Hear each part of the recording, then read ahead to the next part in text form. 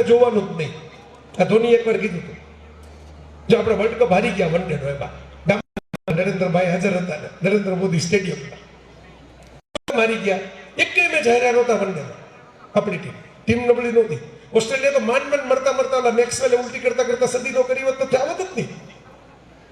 Australia તો આપણે હરાવી દીધી હતી લીગ મેચમાં, છતાં આપણે ઓસ્ટ્રેલિયા સામે હારી ગયા, કારણ કે આપણી માથે પ્રેશર આવ્યું. હાય પરિણામ આમ આવશે તો, હાય આ બધી ઓડિયન્સની સામે આ થશે તો, એક પછી એક ટપ ટપ ટપ ટપ ટપ વિકેટ પડી ગઈ ને હારી ગયા. એટલે ધોનીએ આની ફોર્મ્યુલા આપેલી છે કે સૌથી પહેલા તો એ ધ્યાન રાખો કે ક્રાઇસિસ વખતે એન્ડ સામે નહીં જોવાનું, સામે શું છે એ જ જોવાનું. 50 ઓવર પછી શું થશે તો વિચાર નહીં કરવાનો. ટેસ્ટથી આપણે અત્યારે આગળ આમ શું કરવાનું છે એનો વિચાર કરીને પાવર પ્લેની રાહ જોવાની. પાવર પ્લે તો આવવાનો જ છે, પણ ત્યારે આવશે જો તમે નોટ આઉટ થઈશો તો. આઉટ થઈશો પાવર પ્લેનો ફાયદો નથી. તો એક્ઝામ દેતી આ સૂત્ર યાદ રાખવાનું મિત્રો, આ ભૂલતા નહીં. એડમંડ હિલેરીને શેરપા તેનસિંગ એવરેસ્ટનું આરોહણ કરવા ગયા હતા હિમાલયનું, અને સફળ થયા. પણ એની પહેલા એકલો હિલેરી ન્યુઝીલેન્ડથી આવ્યો હતો. નેપાળમાં કંઈ ખબર પડે નહીં, હવામાનની ખબર નહીં, સેટેલાઇટ ત્યારે હતા નહીં. બરફના તોફાનમાં નીચે ઉતરીને પાછો આવતો રહ્યો. એની ડાયરીમાં લખ્યું ને, તમે આજે ઘરે જતી વખતે મગજમાં કોતરી રાખજો કે ડિયર એવરેસ્ટ, પ્રિય એવરેસ્ટ, તું દુનિયાનું ઊંચામાં ઊંચું શિખર છો, પણ તું પથ્થરનો બનેલો છો. હું નાનો કે માણસ છું, 5-6 ફૂટની મારી ઊંચાઈ છે, પણ હું માણસ છું. તારો વિકાસ શક્ય નથી, મારો વિકાસ શક્ય છે.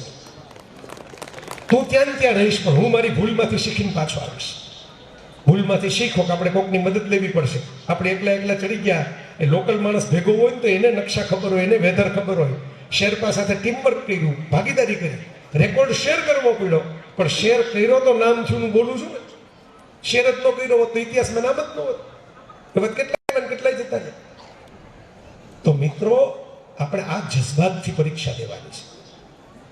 હું કાયમ કહેતો હોઉં છું કે કીડીએ ખાંડનો દાણો એના હાથમાંથી તમે આમ કરીને કીડીને ઝાપટ મારો, રસોડામાં રોજ થતી ઘટના છે.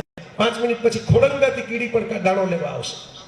કબૂતરને તમે આમ કરીને બારી બંધ કરી દો, 10 મિનિટ પછી પાછું ટક કરતું બારી બેઠું હશે.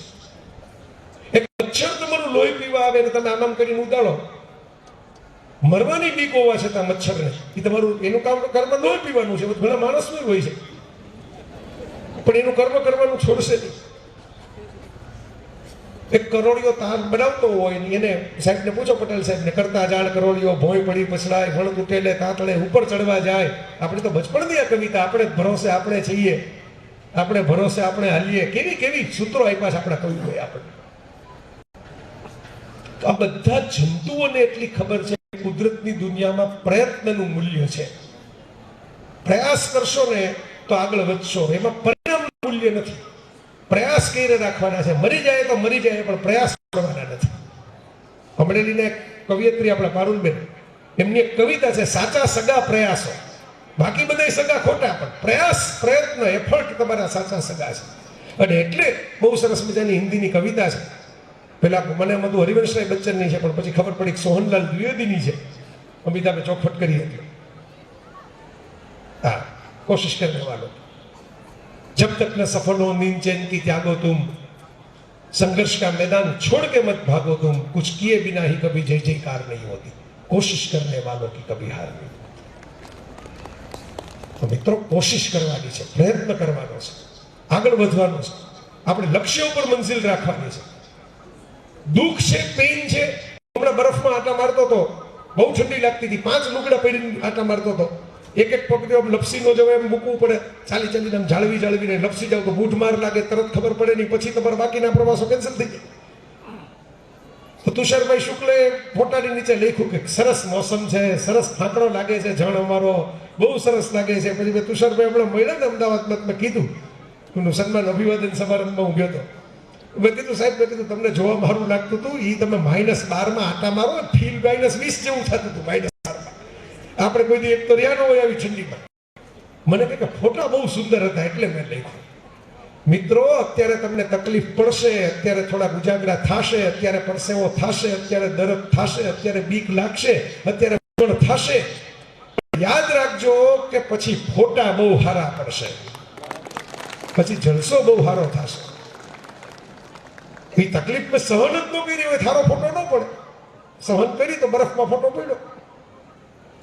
તો આજે પાર્ટી તમે થોડાક વર્ષો મૂકી દેશો ને તો પછીના વર્ષો આખી જિંદગી દુનિયા તમારા માટે પાર્ટી કરશે. આ જો તમારી સામે.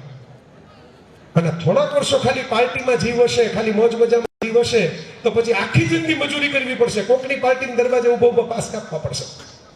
નવરાત્રી મંદર બધા ગરબા લઈને બહાર ઉભા હોય, પાસ કાપે. એ બૈડા નો હોય, જે સ્કૂલે હરખું ધ્યાન ન આપ્યું હોય બધા. તો એટલે જાતા મેં તમને આ વાત કરી. રોજ આપણે લગ્નગાળામાં જાત જાતનું ખાઈ આવીએ, પણ શરીર છે એમાંથી કામ જેટલું હોય એટલું પોષક દ્રવ્યો રાખીને બાકીનું બધું હવારે